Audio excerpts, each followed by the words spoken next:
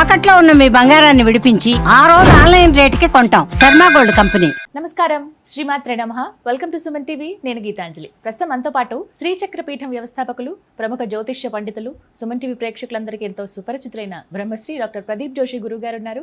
వారితో మాట్లాడి సెప్టెంబర్ 21 అమావాస్య సూర్యగ్రహణం ఉందంటున్నారండి. ఇందులో వాస్తవం ఎంత? అసలు భారతదేశంలో కనిపిస్తుందా? ఇది ఎలాంటి సూర్యగ్రహణం ప్రత్యేకించి చెప్పుకోవాలి. చాలామందికి ఏంటంటే మనం అసలు పాటించాలా వద్దా, పట్టువిడుపు స్నానాలు ఉంటాయా లేదా, మనం ఏమైనా దీక్షలు తీసుకోవాలా, ఆ సమయంలో మంత్రజపం చేయాలా, అసలు ఏ సమయంలో వచ్చింది, ఎవరెవరికి కనిపిస్తుంది, ఇంకా ఏమైనా నియమాలు ఉంటాయా, ఇలా ఎన్నో సందేహాలు కదా. ఇవన్నీ గురువుగారి మాటల్లో విని నివృత్తి చేసుకుందాం. గురుగారు నమస్కారం అండి. శ్రీమాత్రే నమః. గురుగారు, సూర్యగ్రహణం మొన్ననే చంద్రగ్రహణం ఇలా వెళ్ళిందో లేదో ఒకే మాసంలో చూడడం అనేది కాస్త ఆందోళనగా ఉంది. కానీ ప్రభావాలు ఏమన్నా ఉంటాయా అని మాట్లాడే ముందు అసలు మనకు కనిపిస్తుందండి భారతదేశంలో? శ్రీ గురుభ్యో నమః. శ్రీమాత్రే నమః. అచింత్య వ్యక్త రూపాయ నిర్గుణాయ గుణాత్మనే సమస్త జగదాధారమూర్తయే బ్రహ్మణే నమః. మొట్టమొదటిగా ఈ సూర్యగ్రహణము చంద్రగ్రహణం అనేది ప్రతి ఒక్కరూ సర్వసాధారణంగా అందరూ తెలుసుకోవాల్సిన విషయం ఒకటి ఉంటుంది. సూర్యగ్రహణం వచ్చినా చంద్రగ్రహణం పక్కా వస్తుంది. చంద్రగ్రహణం ఒక్కసారి వచ్చినా సూర్యగ్రహణం తప్పకుండా వస్తుంది. అంటే సూర్య చంద్ర గ్రహణాలు ఎప్పుడు కూడా 15 రోజుల గ్యాప్లో పక్కా వస్తాయి, అందులో డౌట్ లేదు. కాకపోతే ఒక ప్రదేశంలో కనిపిస్తే ఒక ప్రదేశంలో కనిపించవు. ఎందుకోసం అంటే మొట్టమొదటిగా మనం ఈ లాజిక్ తెలుసుకోవాలి. సూర్యగ్రహణం అంటే ఏంటంటే భూమికి సూర్యుడికి మధ్యన చంద్రుడు అడ్డం వస్తాడు. అప్పుడు ఏమవుతుంది అంటే మనకి సూర్యుడు కనబడడు, కాబట్టి అది సూర్యగ్రహణం. ఎందుకోసం అంటే చంద్రుడు భూవాసులకి సూర్యుడికి అడ్డంగా కనిపిస్తాడు కాబట్టి అది సూర్యగ్రహణం. అయితే సూర్యుడు చంద్రుడు శీఘ్రగతియే, భూమి కూడా శీఘ్రగతిమే. సో భూమి మీద మనం తిరుగుతూనే ఉంటాము, చంద్రుడు కూడా శీఘ్రంగా వెళ్తానే ఉంటాడు. అయితే సూర్యగ్రహణము రేర్ ఫ్యాక్ట్గా కొంచెం సేపు మాత్రం ఉంటుంది. అది కూడా కొన్ని ప్రాంతాల్లో మాత్రమే కనిపిస్తుంది, పాక్షికంగా. అంటే సూర్యగ్రహణం ఎప్పుడైనా సరే ట్రావెల్ అవుతూ ఉంటుంది. అంటే ఒక ప్రదేశంలో కొంచెం కనిపిస్తుంది, ఇంకో ప్రదేశంలో కొంచెం కనిపిస్తుంది, కానీ స్టేబుల్గా అంతగా ఒకే దగ్గర కనబడడం అనేది రేర్గా జరుగుతుంది. అది పోయిన సంవత్సరం షష్టగ్రహ కూటం జరిగింది, అది అందరం మనం చూసాము. దానికి సంబంధించి ఈ సంవత్సరం ఇప్పటికి సంవత్సరం అవుతుంది జూన్కి. పోయిన సంవత్సరం జూన్లో వచ్చింది, జూన్కి సంవత్సరం అవుతుంది. సో ఎన్ని జలప్రళయాలు, ఎన్ని విపత్తులు చూసాం. ఈ సంవత్సరం కూడా భయంకరమైన విపత్తులన్నీ చూస్తూనే ఉన్నాం. ఇప్పుడు సూర్యగ్రహణము, చంద్రగ్రహణం వచ్చింది. అంటే చంద్రగ్రహణం అంటే ఏంటిది? భూమి యొక్క నీడ లోపలికి చంద్రుడు ప్రవేశించడము. అంటే సూర్యుడికి చంద్రుడికి 180 degrees ఉన్నప్పుడు సూర్యుడి యొక్క వెలుగు పూర్తిగా చంద్రుడి మీద పడితేనే దాన్ని పౌర్ణమి అంటారు. పౌర్ణమి రోజే ఏమవుతుంది అని అంటే చంద్రగ్రహణం కనిపిస్తుంది. సో చంద్రుడు ఏమవుతాడు అంటే భూమి కొంచెం దగ్గరగా రావడం వల్ల భూమి యొక్క నీడ లోపలికి ప్రవేశిస్తాడు. భూమి నీడ లోపలికి ప్రవేశించినప్పుడు భూవాసులకి చంద్రుడు కనబడకుండా ఉంటాడు, కాబట్టి ఇదే చంద్రగ్రహణం అనమాట. కాబట్టి ఇక్కడ కనబడ్డాడు అంటే అర్థమైంది అని అంటే మళ్ళీ ఇటు తిరిగి వచ్చేసరికి, అమావాస్యకి తిరిగి వచ్చేసరికి ఏమవుతుంది అని అంటే కొంచెము భూవాసులకు దగ్గర ఉంటుంది. కాబట్టి ఉదాహరణకి ఇప్పుడు నా చేయి ఇక్కడ పెట్టుకున్నాను, నేను ఇక్కడ దగ్గర నుంచి ఇలా అని అంటే నా కంటికి ఏదైతే కనబడాలో అది కనబడకుండా ఇది కొంచెం ఆపుతుంది. సేమ్ ఇప్పుడు కన్ను అనేది భూవాసుడు అనుకుందాం, ఇది చంద్రుడు అనుకుందాం. ఇప్పుడు చంద్రుడు ఇలా అడ్డం వచ్చాడు, కెమెరా అంటే ఇప్పుడు మీరు సూర్యుడు అనుకుందాం, ఇలా అడ్డం వచ్చాడు, ఇలా అడ్డం వచ్చి ఇలా వెళ్ళిపోయేసరికి కనబడదు. అట్లాగే సూర్యగ్రహణం కూడా అలాగే సంభవిస్తుంది. ఇప్పుడు సెప్టెంబర్ 21వ తారీఖు వచ్చే సూర్యగ్రహణం ఏంటంటే మన భారతదేశంలో కనబడదు, కాబట్టి దీనికి సూతక స్నానం ఉండదు, పట్టు స్నానాలు, విడుపు స్నానాలు ఏవి ఉండవు. అలాగే దేవాలయాలు మూయడము అలాంటి పద్ధతులు ఏవి అవసరం లేదు. అలాగే గర్భిణీ స్త్రీలకు కూడా ఇంట్లో ఉంటే మంచిది. ఎందుకోసమంటే సూర్యుడికి గ్రహణం ఏర్పడినప్పుడు అతి నీళ్ళలోహిత కిరణాలు ఎక్కడైనా పడతాయి. సో అక్కడెక్కడో అంటార్కిటిలో ఇది గ్రహణం జరుగుతుంది. సో అంటార్కిటికలో ఫిజీ అనే కంట్రీలో కనిపిస్తుంది. అక్కడ సంపూర్ణ సూర్యగ్రహణం, పూర్తిగా సూర్యగ్రహణం. సో మోస్ట్ ఆఫ్ ద జనావాసాలకు ఎవ్వరికి కనబడింది. ఇది అంతా కూడా ధ్రువ ప్రాంతంలో జరుగుతుంది కాబట్టి మనకి కనబడదు కాబట్టి మనకి పెద్దగా దీనివల్ల ప్రభావం అయితే ఏవీ లేదు. అయితే ఈ సూర్యగ్రహణం మాత్రం ఏంటంటే పర్వకాలము అంటారు. గ్రహణం అనేటువంటిది ఎప్పుడైనా పుణ్యకాలం, అది భూమి మీద ఎక్కడ సంభవించినా సరే అది పుణ్యకాలం అని అంటారు. పుణ్యకాలం అంటే అర్థమైంది, మనం జీవితంలో ఏదైనా ఒక పుణ్యం సంపాదించుకోవాలి అంటే ఒక సత్కర్మ చేయాలి, ఏదైనా ఒక జపము, మంత్రము, తపము, యాగము ఏది చేసినా 1000 రెట్లు ఫలితం ఎప్పుడు వస్తుంది అని అంటే కేవలం గ్రహణం అప్పుడు మాత్రం వస్తుంది. అది గ్రహణం కనబడిన చోట ఏంటంటే గ్రహణ ప్రభావము పూర్తిగా 100% ప్రభావం ఉంటుంది. గ్రహణం కనబడకపోయినా కానీ 1% ఉంటుంది, అంటే ఒకటో పాదం అంటే 25% ఉంటుంది. గ్రహణం కనబడే చోట 100% గ్రహణ ప్రభావం ఉంటుంది. కాబట్టి ఏమంటాను అంటే నేను ఈ గ్రహణానికి సంబంధించి ఎవరు కంగారు పడకండి, ఎవరు దిగులు పడకండి. అంటే ఇండివిజువల్ పర్సన్స్కి ఎవరికి కూడా ఈ గ్రహణం మీద పెద్దగా ఎఫెక్ట్ ఏమీ ఉండదు. కాబట్టి ఏ పలానా రాశి వాళ్ళకి బాగాలేదనో పలానా రాశి వాళ్ళకి బాగుందనో అంటారు, కానీ శాస్త్ర ప్రకారం ఏంటంటే గ్రహణం కనబడినప్పుడు మాత్రమే ఎక్కడైతే గ్రహణం కనిపిస్తుందో అక్కడ ఉండేటువంటి ప్రజలకి ఆయా రాశుల వాళ్ళకి ఆ ప్రభావం అనేది ఉంటుంది. సాధారణంగా అర్ధరాత్రి 11 తర్వాత అని అంటున్నారు కాబట్టి ఇంకా అసలు ఎలాగో నిద్రించే సమయం కాబట్టి అది పెద్దగా ఎఫెక్ట్ ఉండదు అంటే జీవితంలో నాకేం అవసరం లేదు, నేను హ్యాపీగా ఇట్లాగే గడిపేస్తాను ఉన్నది ఉన్నట్టుగా అనుకునే వాళ్ళు హ్యాపీగా పడుకోవచ్చు. కానీ జీవితంలో నా జీవితంలో అద్భుతం జరగాలి, ఇది పర్వకాలము, ఈ కాలంలో నేను ఏదైనా సాధన చేస్తాను, లైఫ్లో ఏదన్నా టర్నింగ్ రావాలి అంటే నేను లైఫ్లో ఒక గొప్ప స్థాయి చూడాలి అని కలలు కనే వాళ్ళు మాత్రం పడుకోకూడదు ఆ రోజు. టైమింగ్ ఏంటండి, ఎప్పటి నుంచి ఎప్పటి వరకు? ఇది మన భారతదేశ కాలమాన ప్రకారం ఏంటంటే రాత్రి 11 గంటల నుంచి తెల్లవారుజామున 3 గంటల వరకు ఈ గ్రహణం ఉంటుంది. ఆల్మోస్ట్ 10:30కి నుంచి ఈ గ్రహణ ప్రభావం స్టార్ట్ అవుతుంది. ఇది సాధన చేయాలనుకునేటువంటి వాళ్ళు మాత్రం నదీ స్నానం చేయడము, నదీ తీరానికి వెళ్ళడము, లేదు ఇంట్లో పట్టు స్నానాలు పట్టుకోవడము, విడుపు స్నానాలు చేయడము, సాధన చేసే వాళ్ళకు మాత్రమే, అంటే తపస్సు జపం చేసుకునే వాళ్ళు మాత్రము యజ్ఞము యాగం చేయొచ్చు. ఎందుకోసం అంటే గ్రహణము ఉన్నటువంటి ఒక శక్తి ఏమిటంటే సాధారణ సమయములో ఒక మంత్రం చదివితే నీకు ఒక్క పుణ్యం, ఒక మంత్రం చదివితే ఒకసారి చదివినంత పుణ్యం వస్తే గ్రహణ సమయంలో ఒక్క మంత్రం ఒకసారి చదివినా అది 1000 సార్లు చదివిన పుణ్యఫలం వస్తుంది. సో మీరు గ్రహణ సమయంలో యాగం ఒక్క హవిస్సు తర్పణం చేశారు, 1000 తర్పణాలు చేసినట్టు. అదే 100 తర్పణాలు ఇస్తే 1,00,000 తర్పణం ఇచ్చినట్టు లెక్క. అంటే 1,00,000 సార్లు హోమం చేయాలంటే చాలా పెద్ద పని. అదే గ్రహణ సమయంలో 108 తర్పణాలు ఇచ్చామనుకోండి, 108 సార్లు స్వాహకారం ఇచ్చామనుకోండి, ఇంకా దాని మించిన శక్తి అద్భుతం ఇంకోటి ఉండదు. అది మేము స్వయంగా అనుభవిస్తున్నాము, మాకు తెలుస్తున్నాయి కూడా. ఎందుకోసమంటే అమ్మవారు ఒక శక్తి ఇచ్చింది. ఆ గ్రహణ సమయంలో ఎవరెవరికి నేను తేనె తమలపాకు ఇచ్చానో వాళ్ళందరూ క్యూర్ అయిపోయారు. ఆల్మోస్ట్ వాళ్ళందరూ కూడా. అది ఏందో విచిత్రం, నేను కూడా అసలు నమ్మను, ఒకసారి నమ్మని వ్యక్తిని. మా నాన్నగారు ఇది చెప్పిన తర్వాత ఈ పద్ధతి పాటించిన తర్వాత నమ్మాల్సి వస్తుంది. మిరాకిల్స్ జరుగుతున్నాయి మిరాకిల్స్. నేను మెడికల్ సైన్స్ చదువుకున్నా, మెడిసిన్ వేసుకుంటే తప్ప తగ్గని రోగాలు కూడా కొన్ని. ఈ మందు ఇచ్చిన తర్వాత గ్రహణ సమయంలో అమ్మవారికి అభిషేకం చేశాం. మీకు కావాలంటే ఆ వీడియో ఇస్తాను, ఆ వీడియో కూడా అందరికీ చూపించండి. గ్రహణ సమయంలో మేము అమ్మవారికి, రాజశ్యామల అమ్మవారికి అభిషేకం చేస్తాం తేనెతోటి. ఆ గ్రహణ పర్వకాలలో అభిషేకం చేసిన తేనె తమలపాకు ఇస్తాను. ఆ తేనె తమలపాకు లవంగం ప్రసాదంగా ఇస్తాం. అది ఏంటో కానీ అది తీసుకున్న ప్రతి ఒక్కళ్ళకి అద్భుతం అయిపోతాయి. మాటలు రాని పిల్లవాడికి కూడా మాటలు రావడం స్టార్ట్ అయింది. ఆ పిల్లవాడికి మాటలు లేవు కానీ మాటలు రావడం స్టార్ట్ అయిపోయింది, పిల్లవాడు మాట్లాడుతున్నాడు. మిరాకిలే. ఇప్పుడు మొన్న ఒకళ్ళు వచ్చారు నా దగ్గరికి, ఆ పిల్లలు అంగవైకల్యంతో, వాళ్ళ పిల్లలు పుట్టిన తర్వాత వైకల్యం వచ్చింది వాళ్ళకి, కాళ్ళు చేతులు సరిగ్గా ఆడవు. సో నేను స్పర్శ చేసి చెప్పాను, మీ పిల్లలకి తప్పకుండా వస్తాయి అని చెప్పేసానంటే వాళ్ళు, నేను ఒక డాక్టర్ రిఫర్ చేశాను. వాళ్ళకి అప్పటిదాకా ఏ డాక్టర్ కూడా నో అని చెప్పిన తర్వాత, నేను చెప్పి పంపించిన తర్వాత రిపోర్ట్లు ఏం చెప్పారంటే, మీ ఆ పాపకి సర్జరీ చేస్తే తప్పకుండా మీ పాప నడుస్తుంది, డౌట్ లేదు అని క్లియర్గా చెప్పారు. నాకు పూర్తి నమ్మకం ఉంది, ఇంకొక సంవత్సరం లోపల ఆ పాప నడుస్తుంది కూడా. అట్లానే ఇంకొకటి కూడా ఒక కేసు కూడా వచ్చింది. వాళ్ళు ఎంతో మంది న్యూరాలజిస్ట్ చూపించుకున్నారు, కింద కాలు పెట్టలేదు అమ్మాయి. కింద కాలు పెడితే నరాలు జిమ్ అంటే ఆమెకు షాక్ ఇచ్చినట్టు అవుతుంది. మొత్తం కూడా కాళ్ళ మంటలు 24/7. ఆ పాపకి ఫ్యాన్ పెట్టే ఉంచాలి. ఒంటి మీద బట్టలు వేసినా సరే పాప, మా పాపకి ఇది కాదు. ఎంత 12 ఏళ్ళ పాప, ఆమె చిన్న పాప. ఎంత నరకం అంటే వాళ్ళు ఎంతో బాధపడి నా దగ్గరికి వచ్చారు. వస్తే సరే అని వాళ్ళకి సొల్యూషన్ చెప్పాను. 6 నెలల్లో పాప పరిగెత్తడం నాకు వీడియో తీసి మరీ పంపించారు. సో కొన్ని అద్భుతాలు జరుగుతున్నాయి. గ్రహణ సమయంలో మంత్రసిద్ధి పొందినటువంటి వాళ్ళ దగ్గరికి వెళ్ళిన, రుద్రశూల స్పర్శ ఇచ్చిన అద్భుతాలు జరుగుతాయి, అందులోపల డౌట్ లేదు. కానీ మీరు నమ్మాలి, పూర్తిగా నమ్మాలి.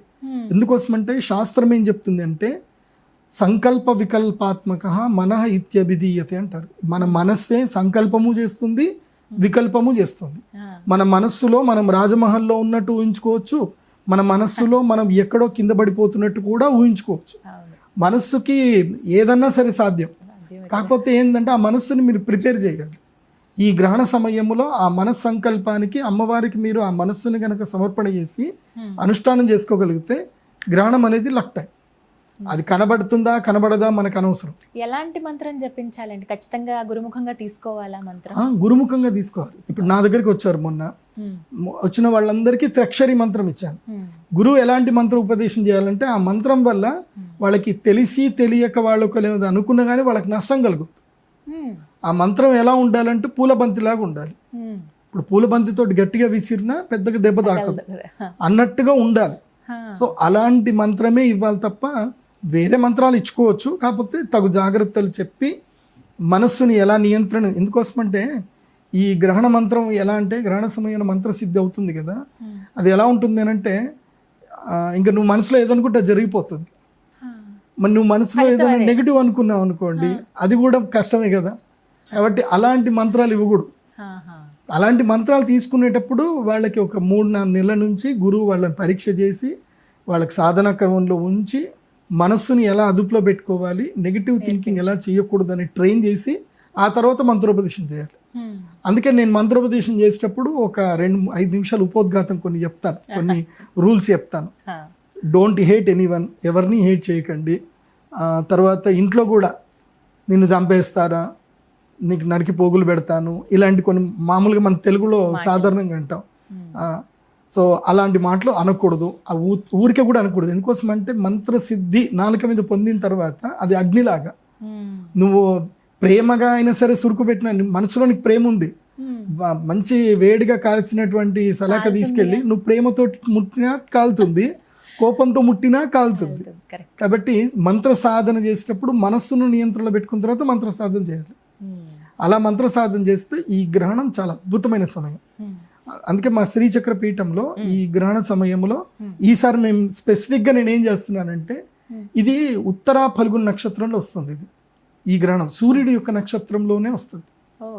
సూర్యుడి నక్షత్రంలో గ్రహణం సంభవించేటప్పుడు ఏంటంటే ఇది కొంతమందికి మాత్రమే బెనిఫిటెడ్ ఉంటుంది. ఉత్తరా ఫల్గుణ నక్షత్రం సూర్యుడి నక్షత్రమే, అధిష్టాన దేవత సూర్యుడే. తన నక్షత్రంలోనే గ్రహణం జరుగుతుంది కాబట్టి ఎవరైతే ఈ గ్రహణ సమయంలో సూర్యుడికి గాయత్రి మంత్రముతో హవిస్సు నివేదన చేస్తారో వాళ్ళకి రాజయోగ సిద్ధి కలుగుతుంది.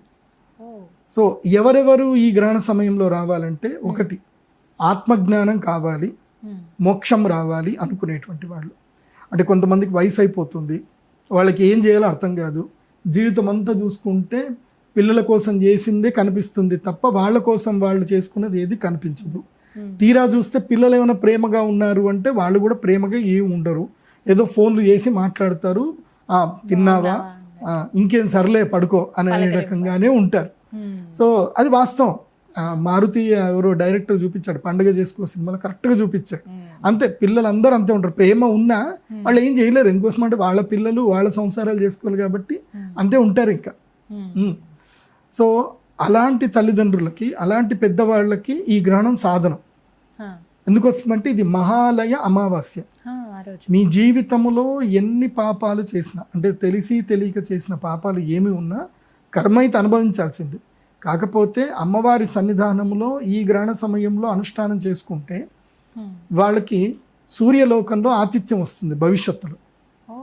ఎందుకోసం అంటే చనిపోయినటువంటి వాళ్ళు 3 లోకాలకు వాళ్ళు వెళ్ళాల్సింది ఉంటుంది. తండ్రి, తాత, ముత్తాత, ముగ్గురు ఉంటారు. సో తండ్రి ఇమీడియట్లీ చంద్రలోకానికి వెళ్తాడు, తాత సూర్యలోకంలో ఉంటాడు, ముత్తాత బ్రహ్మలోకంలో అంటే ఊర్ధ్వలోకంలో ఉంటారు. సో ఈ 3 లోకంలో ఉన్నటువంటి వాళ్ళకి మోక్షసిద్ధి కలగాలి అన్నప్పుడు ఏంటంటే ఈ మంత్రోపదేశము ఇప్పుడు ఇక్కడ కనుక మీరు మంత్రం చేసుకుంటే రేపు భవిష్యత్తులో మీ పిల్లలు మీకు శ్రాద్ధం చేసినా చేయకపోయినా గ్రహణ సమయంలో సూర్యుడి గనక సరిగ్గా తర్పణాలు వదిలి సూర్య మంత్రముతో గనక అనుష్ఠానం చేసుకుంటే, అరుణం అని ఒకటి ఉంటుంది అనమాట, అరుణ ప్రశ్న ఉంటుంది, దానితో సూర్యుడికి సరిగ్గా హవిస్సు నివేదన చేసుకుంటే మరణం తర్వాత కూడా వాళ్ళకి సూర్యలోక ప్రాప్తి కలుగుతుంది. సూర్యలోకంలో వాళ్ళకి ఆతిథ్యం దొరుకుతుంది. ఇక్కడ వాళ్ళ పేరు మీద దానం చేసినా చేయకపోయినా ఏది జరిగినా, అంటే ఇప్పుడు శ్రాద్ధం చాలా మంది మనస్ఫూర్తి కూడా చెయ్యరు. ఏదో ఇక సర్లే మాకేం ఆస్తి రాసి పెట్టలేదు, ఏం చేయలేదు, ఇట్లా అంటే మనస్సు వికారంతో ఉంటుందన్నమాట. ఎప్పుడు కూడా మంచి పని చేయడానికి మనస్సుకి ఎప్పుడు కూడా చైతన్యం అనేది దోహదపడదు. తల్లిదండ్రులను ద్వేషిస్తారు, చనిపోయిన వాళ్ళని తిట్టుకుంటారు. మా తాత ఆ పొలం అమ్మేసిండు, గచ్చిబొల్ల మాకు 4 ఎకరాల పొలం ఉండే, మా తాత 90s అమ్మేసిండు, అప్పుడు అమ్మకపోతే ఇవాళ మేము కోటీశ్వరులం అవుతుంటుంది, ఇలా చెప్పుకుంటారు. ఆ తాతల్ని తిట్టుకుంటారు కూడా. అలాంటివి చేయకూడదు.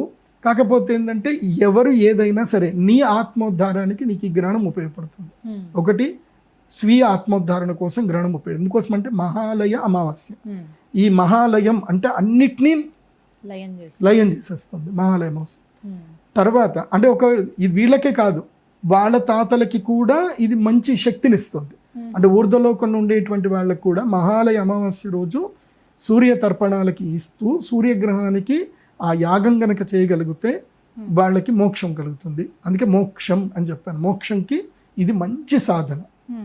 రెండవది ఏమిటంటే గనక శరీరంలో రుగ్మతలు, ముఖ్యంగా ఎముకలకి సంబంధించి స్కిన్కి సంబంధించిన సమస్యలు ఉన్నటువంటి వాళ్ళు ఈ గ్రహణ సమయంలో తర్పణం చేసుకొని హవిస్సు నివేదన చేసుకొని, సో మేము ఇలాంటి శ్రీచక్ర స్ఫటికలింగం ఇస్తాం. స్ఫటికము సూర్యుడికి ఇది ప్రతిబింబం కాబట్టి ఈ శ్రీచక్ర స్ఫటికలింగం ఇచ్చి గ్రహణ సమయంలో అభిషేకం చేస్తాం. ఈ అభిషేకం చేసిన నీటిని ఒక వాటర్ బాటిల్ తెచ్చుకోండి, 5 లీటర్ల క్యాన్ అయినా తెచ్చుకోండి, బిస్లెటర్ వాటర్ క్యాన్లు అయినా తెచ్చుకోండి. ఆ నీళ్లు అభిషేకం చేసిన నీళ్లు దాచిపెట్టుకోవాలి. గ్రహణ సమయంలో అభిషేకం చేసిన నీళ్లు దాచిపెట్టుకోవాలి. రోజు తీర్థంలాగా తీసుకున్నారనుకోండి, శరీరంలో రుగ్మతలు మెల్లిమెల్లిగా తగ్గిపోతూ ఉంటాయి. అస్థిగత రోగాలు, ఇప్పుడు పూర్వజన్మ కృతం కర్మ పాపకర్మ వ్యాధి రూపేణ పీడ్యతే. అంటే పూర్వజన్మ చేసినటువంటి పాపకర్మలు ఏమైనా ఉంటే కనుక పాపకర్మలు వ్యాధి రూపంలో పీడిస్తాయి. అదే గ్రహణ సమయంలో శ్రీచక్ర స్ఫటికలింగానికి పూజ చేసుకొని ఆ తీర్థాన్ని కంటిన్యూగా తీసుకున్నట్లయితే వ్యాధులు క్రమేపీ తగ్గుతాయి. అది కాకుండా నేను కొన్ని ఆయుర్వేద ఔషధాలు కూడా చెప్తాను. దీనికి కంబైన్డ్గా కాంబినేషన్గా ఆయుర్వేదం కనుక తీసుకుంటే ఇటు పుణ్యము అటు పురుషార్థం రెండు కలిసి అక్కడనే మా అమ్మవారి టెంపుల్లోనే చేస్తాం, పీఠంలోనే సమయానికి రావాల్సి ఉంటుందా? తప్పకుండా రావాలి. రాత్రి పూట గ్రహణం అంటే టెంపుల్ క్లోజ్ చేస్తారు కదా దేవాలయం. ఇప్పుడు గ్రహణము మేము టెంపుల్ క్లోజ్ చేసినా బయట పూజ చేస్తాం కదా. ఇప్పుడు చంద్రగ్రహణం వచ్చింది, అమ్మవారి దేవస్థానం మూసేసాము, కానీ మేము దేవస్థానము ఏదైతే ప్రాంగణంలో చేయిస్తాం. ఇప్పుడు గ్రహణం ఇప్పుడు లేదు, మనకి పర్వకాలం మాత్రమే, గ్రహణ నియమాలు లేవు, ఆలయం మూయడం లేదు. కాబట్టి అక్కడికి వచ్చి చక్కగా ఇది ఇస్తాం, దీనికి పూజ చేసుకోవాలి. శ్రీచక్రం పైన శ్రీచక్రం ఉంటుంది, కింద లింగం ఉంటుంది. సో శ్రీచక్ర స్ఫటికలింగానికి పూజ చేసుకోవాలి. తర్వాత అమ్మవారికి మధు అభిషేకం ఉంటుంది, అభిషేకం చేసింది అది ఇస్తాం. అది కూడా తిన్న అస్థిగత దోషాలు అంటే ఎముకలలో ఉన్నటువంటి అస్థిగత దోషాలన్నీ కూడా పోతాయి ఈ గ్రహణ సమయంలో. అది రెండవది. మూడవది ఏమిటంటే కనుక ముఖ్యంగా ఈ పితృదోషాలు ఉంటాయి. చాలా మందికి పిల్లలు పుట్టరు, వాళ్ళకి చాలా ఇబ్బందులు ఉంటాయి. వాళ్ళకి కూడా ఈ గ్రహణ సమయంలో తర్పణం చేసుకోవడము పూజ చేసుకోవడం వల్ల వాళ్ళకు కూడా పితృదోషాలు దూరం అవుతాయి. సో ఈ గ్రహణం వల్ల ఈ 3 బెనిఫిట్లు ఉంటాయి. నేను రాజయోగం చెప్పట్లా, ఇంకా రాజయోగం చెప్పలే. రాజయోగం ఒక్కళ్ళకే వర్తిస్తుంది. అది ఎవరికంటే ఎవరైతే ఆల్రెడీ రాజకీయాల్లో ఉండి మళ్ళీ పదవికాంక్ష ఉంది, పదవి పొందాలనుకునేటువంటి వాళ్ళు మాత్రం ఈ గ్రహణ సమయంలో అరుణ తంత్ర యాగం చేయించుకుంటే గనక వాళ్ళకి సిద్ధి కలిగే అవకాశం ఉంటుంది, రాజయోగ సిద్ధి కలిగే అవకాశం ఉంటుంది వాళ్ళకి మాత్రం. అండ్ సింహరాశి కర్కాటక రాశి తప్పకుండా వచ్చి చేయించుకోవాలి ఈ టైంలో. అవును, ఇంకా అడగబోతున్నాను 12 రాశుల వారికి ఎలా ఉంటుందండి, అసలు ఎవరికైనా ప్రభావం ఉంటుందా? మంచి చెడు సింగిల్% ఉంటుంది, 25% మాత్రం ఉంటుంది 12 రాశుల్లోకి. చంద్రగ్రహణంది 100% ఎఫెక్ట్ ఉంటుంది, రాజయోగమైన దుర్యోగమైన. కాకపోతే ఈ సూర్యగ్రహణం వల్ల ఏంటంటే 25% మాత్రమే, అంటే మైల్డ్గా ఎఫెక్ట్ ఉంటుంది, పెద్దగా అంత ఎఫెక్ట్ ఏమి ఉండదు. మొత్తం 12 రాశులకి మైల్డ్ ఎఫెక్ట్ ఉంటుంది. శుభం కలిగేటువంటి రాశులు ఏమైనా ఉన్నాయండి? సింపుల్, మనం లాస్ట్ టైం చెప్పినట్టుగానే మళ్ళీ సేమ్ క్యాలిక్యులేషన్ వేసుకోవాలి.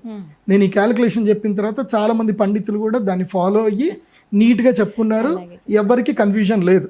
అందుకే నేనేం చెప్పిన పద్ధతిగా నంబర్లు చెప్తాను.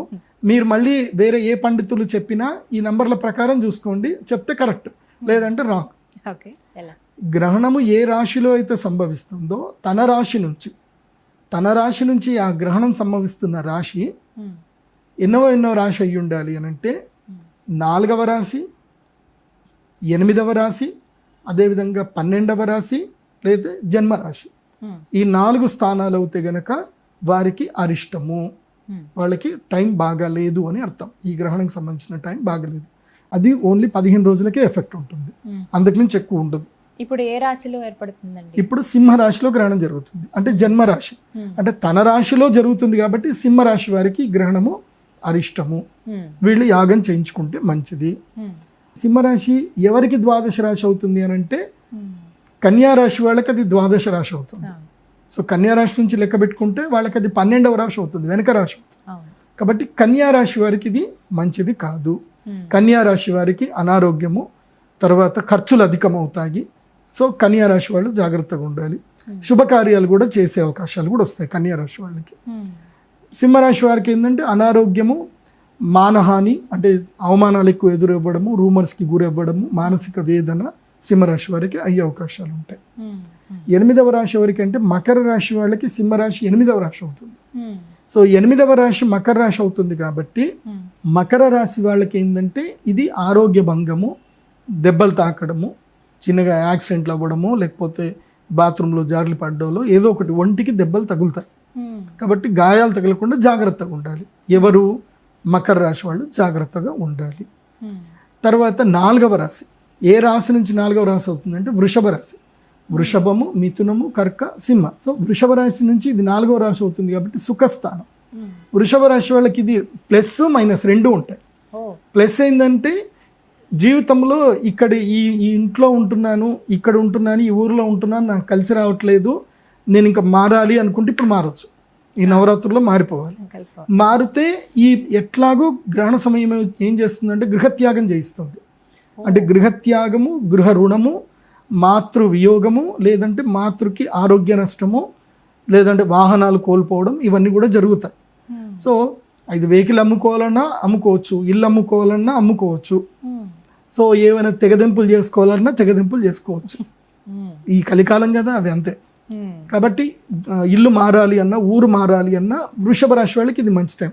ఎందుకోసం అంటే వృషభ రాశి వాళ్ళకి ఇప్పుడు ద్వితీయ స్థానంలో ఎవరు గురుగ్రహం ఉన్నాడు కాబట్టి వీళ్ళకి రాజయోగం ఉంటుంది. కానీ రాజయోగం ఉన్నా కానీ ఏం రాజయోగం, గురుగారు చెప్తున్నారు వృషభ రాశికి ఏం పెద్ద తేడా ఏం కనిపిస్తలేదు అని అంటారు. నేనేం చెప్తా అంటే స్థాన మార్పు చేయాలి. ఇప్పుడు మొన్న ఏం జరిగింది, ఒక క్లయింట్ వచ్చాను నా దగ్గరికి. ఇది చిక్బళ్ళాపూర్ అని ఇది ఉంటుంది మనకి బెంగళూరు దగ్గర. అక్కడ నుంచి ఒక పిల్లాడు వచ్చాడు.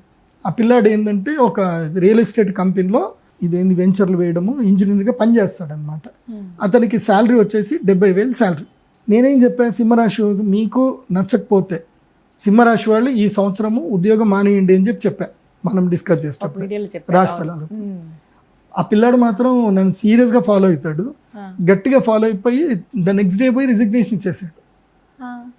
ఇచ్చేసి వాళ్ళ ఓనర్కి చెప్పాడు, లేదండి నేను జాబ్ మానేస్తున్నా. అంటే అదేందయ్యా మంచి శాలరీ ఎందుకు మానేస్తున్నా అంటే మా గురించి చెప్పారు నేను మానేస్తున్నాను చెప్పేసి అని మానేసి వెళ్ళిపోయాడు. బిజినెస్ చేసుకోమనంటే కంపెనీ పెట్టుకున్నాడు, ఇంకా ఓన్ కన్సల్టేషన్ ఒకటి ఫర్మ్ రిజిస్ట్రేషన్ చేసుకున్నాడు, ఇంకా బిజినెస్ స్టార్ట్ చేసుకున్నాడు అంతే. మళ్ళీ అదే ఓనర్ పిలిపించాడు.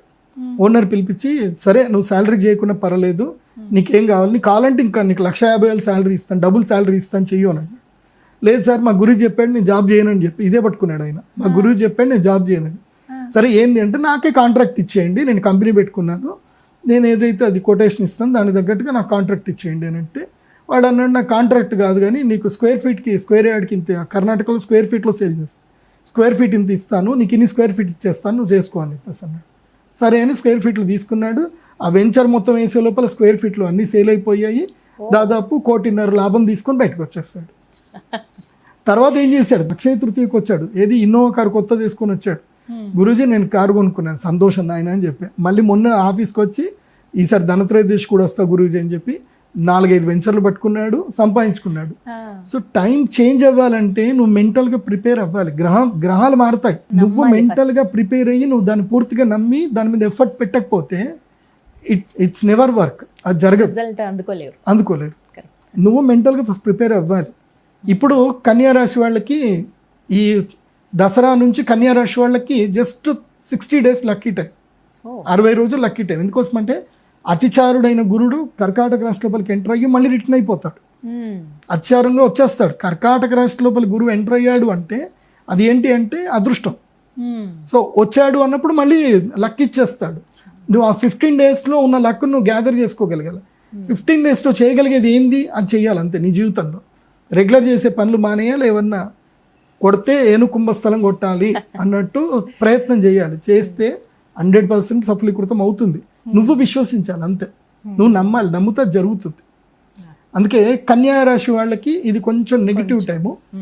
ఇప్పుడు ఎవరెవరికి అదృష్ట సమయాలు అంటే ఈ గ్రహణం తర్వాత అంటే ఈ నవరాత్రుల నుంచి దీపావళి వరకు అంటే అక్టోబర్ 18 వరకు ఈ టైం స్పేస్ ఏదైతే ఉందో లక్కీయెస్ట్ టైం ఎవరెవరికి అని అంటే 10, 11, 10వ స్థానము, 11వ స్థానము, అదేవిధంగా 6వ స్థానము, తర్వాత తృతీయ స్థానము. 3, 6, 10, 11 స్థానాల్లో గ్రహణం జరిగితే వాళ్ళకి అదృష్టం. 3వ రాశి ఏ రాశి అంటే మిథున రాశి. మిథున రాశికి మిథునం, కర్కాటకం, సింహ. కాబట్టి మిథున రాశి వాళ్ళకి ఏంది అని అంటే ఇప్పుడు మంచి సమయం. మిథున రాశి వారికి మంచి సమయం అంటే వాళ్ళకున్న అపవాదులు పోగొట్టుకోవడం కానీ లేదంటే ఏదైనా సరే సాహసపూరితమైన కార్యక్రమాలు చేయడానికి కానీ ఇది మంచి సమయం మిథున రాశి వాళ్ళకి. ఆ తర్వాత మీనరాశి. మీనరాశికి ఈ గ్రహణం ఏంటి 6వ స్థానంలో ఏర్పడుతుంది. మీనరాశికి ఏళ్ళనాటి శని ఉంది, అయినా సరే వీళ్ళకి లక్ టైం ఉంది కాబట్టి ఈ సమయంలో ఏదైనా సరే రుణాలు తీర్చేసుకోవడము, సెటిల్మెంట్స్ చేసుకోవడము, అప్పులు తీర్చేయడము, ఇదంతా కూడా మీనరాశి వారికి ఇది మంచి సమయం. ఏది ఈ 15 రోజులే, ఇంతకన్నా ఎక్కువ లేదు. టైం డ్యూరేషన్ చాలా తక్కువ, 15 రోజులు. మళ్ళీ పూర్ణ చంద్రుడు వచ్చేంత వరకు మాత్రమే ఈ ప్రభావం ఉంటుంది. ఆ తర్వాత 2 రాశులు, అదేమిటంటే తులారాశి, వృశ్చిక రాశి. ఈ 2 రాశులకు ఏంటంటే కనుక అదృష్ట యోగం. విదేశాలకు వెళ్ళాలన్నా, ఉద్యోగంలో మార్పు తెచ్చుకోవాలన్నా, వ్యాపారం చేయాలి అన్నా వీళ్ళకి లక్ టైం. అందులోపల తులారాశి వాళ్ళకైతే అద్భుతమైన టైం ఇది. ఎందుకోసం అంటే వీళ్ళకి 9వ ఇంట్లో గురువు ఉన్నాడు, ఈ గ్రహణం వీళ్ళకి ఇంకా కలిసి వస్తుంది. కాబట్టి తులారాశి వాళ్ళకి పట్టిందల్లా బంగారంగా ఉంటుంది ఈ నెల రోజుల పాటు. ఇది అక్టోబర్ 18 వరకు, సెప్టెంబర్ 21 నుంచి అక్టోబర్ 18, 22 అనుకోండి, దీపావళి వరకు. ఈ నెల రోజుల డ్యూరేషన్ మాత్రం సూపర్గా ఉంటుంది. మిగతా రాశులు అయితే సాధారణంగా normal, not good not bad. ఇది కుంభరాశి, అదేవిధంగా కర్కాటక రాశి, తర్వాత ధనుస్సు రాశి. సో ఈ రాశి వాళ్ళకి ఏంటంటే నాట్ గుడ్ నాట్ బ్యాడ్. మేషరాశి కూడా సింపుల్గా ఉంటుంది. ఈ విధంగా ఉండబోతుంది మన గ్రహణం. ఒక నెల రోజులు 15 రోజుల వరకు ఆ ప్రభావం ఉంటుందండి గ్రహణం నుంచి చూసుకుంటే కనుక. 15 days జాగ్రత్తగా ఉండవలసిన వారు జాగ్రత్తగా ఉండాలి. అదృష్టం వస్తుందన్న వాళ్ళు అది అందుకునే ప్రయత్నం అయితే చేయాలని అంటారు. అయితే ఈ విశేషంగా ఈ యాగాలు, ఈ అభిషేకాలు అయితే జరుగుతున్నాయి పీఠంలో అయితే ప్రతి అమావాస్యకి మా పీఠంలో. ఇంకోటి ఏంటంటే శత్రుబాధ. చాలా మందికి ఏంటంటే జీవితంలో శత్రుబాధ, రుణబాధ, మనిషిని కింద పడేసేది అదే. ఎందుకోసం అంటే మనం మంచిగానే ఉంటాం, ఎవడో వచ్చి మోసం చేస్తాడు. జీవితంలో పడిపోయేది మోసం వల్ల మాత్రమే పడిపోతాం, లేదా రుణం వల్ల పడిపోతాం. 3 రూపాయల వడ్డీకి, 5 రూపాయల వడ్డీకి తీసుకుంటాం. లేదంటే ఎవడో కూడా వస్తాడు, అగ్రిమెంట్ చేసుకుంటాడు, మన ల్యాండ్ అమ్మనివ్వడు, వాడు కొనుక్కోడు, కోర్టులో కేసు వేస్తాడు. ఇట్లా చాలా మందికి చాలా ఇబ్బందులు. ఏ ఇబ్బంది ఉన్నా మా శ్రీచక్ర పీఠానికి వచ్చి అమావాస్య రోజున బగళాముఖి చేసుకోండి. ఇప్పుడు ఈ అమావాస్య ఏంటంటే బగళాముఖి సమేతంగా సూర్యయాగం. కాబట్టి ఈ సమయం చాలా పర్ఫెక్ట్ సమయం ఇది. కాకపోతే మీరు వస్తే మీకు ఒక లాకెట్ ఇస్తాం, రావుకేతు లాకెట్ ఇస్తాము. అమ్మవారిది యాగం చేసుకోండి. జస్ట్ 18,000 ఉంటుంది. ఇంక ఎక్కువ లేదు తక్కువ లేదు, ఓన్లీ 18,000. ఎంతమంది వచ్చినా యాగం ఉంటుంది, రాత్రిపూట యాగం ఉంటుంది. యాగం చేసుకొని తెల్లారితే మళ్ళీ దేవి నవరాత్రులు ప్రారంభమవుతాయి. చక్కగా గంగా నది స్నానం చేసి సరస్వతి అమ్మవారి దర్శనం చేసుకొని మీ జీవితంలో కావాల్సిన పనులు మీరు వెళ్ళిపోండి, బాగుంటుంది. కాబట్టి శ్రీచక్ర పీఠానికి మాత్రమే ఈ యాగం జరుగుతుంది, వేరే ఎక్కడ కూడా జరగదు. వచ్చిన ప్రతి ఒక్కరికి ఏంటంటే ఈ శ్రీచక్ర స్ఫటికలింగము, రావుకేతు లాకెటు, అదేవిధంగా అమ్మవారి యొక్క శ్రీచక్రం బిళ్ళ, ఇవి అందరికీ కానుకగా ఇవ్వడం జరుగుతుంది. అవి తీసుకొని మీరు మీ అనుష్ఠానాలు చేసుకుంటే జీవితంలో బాగుపడతారు. అది ఎప్పుడైనా సరే అనుష్ఠానం చేసుకునేటప్పుడు వాటితోనే చేసుకోవాలి. గ్రహణ సమయంలో గురువు దగ్గర నుంచి ఉపదేశం తీసుకున్నా, గురువు నుంచి ఏ మంత్రం తీసుకున్నా అది తప్పకుండా సత్ఫలితాన్ని ఇస్తుంది. మొన్న అందరికీ త్రక్షరి మంత్రం ఇచ్చాను. నెక్స్ట్ ఇయర్ వాళ్ళందరూ గుడ్ న్యూస్ తోటి వస్తారు. నెక్స్ట్ ఇయర్ ధనత్రయోదశి కనుక వాళ్ళందరూ వస్తారు హ్యాపీగా. ఈసారి ధనత్రయోదశికి కూడా వస్తారు చాలా మంది. ఈసారి ధనత్రయోదశికి 150 మందికి అవకాశం ఇస్తున్నాం. 150 మంది వస్తారు ఒక 50 మందికి ఎక్స్ట్రా ఈసారి ఇచ్చాం. ఈసారి కానీ అదృష్టమేనండి ఈ సమయంలో తీసుకోవడం అనేది. అందులో ఆదివారం సెలవు రోజు కాబట్టి ఆసక్తి ఉన్న వాళ్ళందరూ, సమయం ఉంది అన్న వాళ్ళు కుదుర్చుకుని మరీ వచ్చి ఆ రోజున శ్రీచక్ర పీఠాన్ని సందర్శించండి. గురువుగారు చేయించేటువంటి పూజా కార్యక్రమాల్లో పాల్గొనండి. ధన్యవాదాలు గురుగారు. శ్రీమాత్రే.